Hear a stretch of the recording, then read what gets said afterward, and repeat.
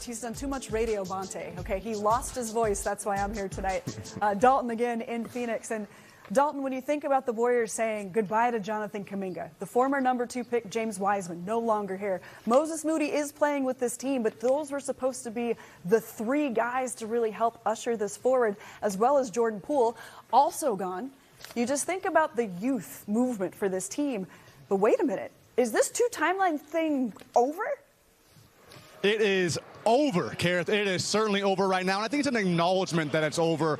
Even Steve Kerr speaking to us pregame, acknowledging that he's sorry that it didn't work out here with Jonathan Kuminga, that there was a lot of factors involved with why it didn't work out, and that he wishes him the best moving forward. You know, it's understandable where the Warriors were and what happened after those 5 straight trips to the NBA Finals. When you are gifted 3 lottery picks in your lap, that you take swings, no doubt about it. You have to take those kind of upside swings. But then after the 2022 championship, in my eyes, seeing what Steph Curry, at just turning 34 years old, did in that series to win before Kevin Durant, during Kevin Durant, after Kevin Durant. That's when the eyes, instead of shifting towards the future, need to remain in the current and the greatness that Steph Curry is still providing you. The eyes started to look towards the future, seeing James Wiseman, 21 years old. Jonathan Kuminga was still 19 at the time. Moses Moody had just turned 20 years old. You bring up Jordan Poole. He was turning 23 years old a few days later. And what have all those players fully turned into? Well, you look at James Wiseman. He brought back Gary Payton II, returning to this team, who was still injured at the time. Kristaps Porzingis, an expiring contract, who's had to do with a lot of health issues as well, too. Moses Moody has turned into a solid rotation role player, no doubt about that. And Jordan Poole, we essentially was a salary dump where we got 1 season of a 38-year-old Chris Paul.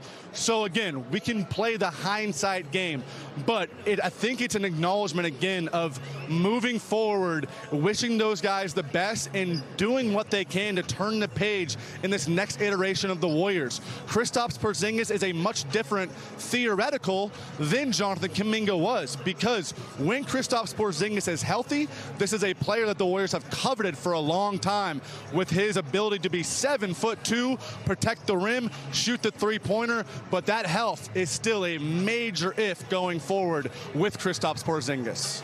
Dalton, you talk about the future and health.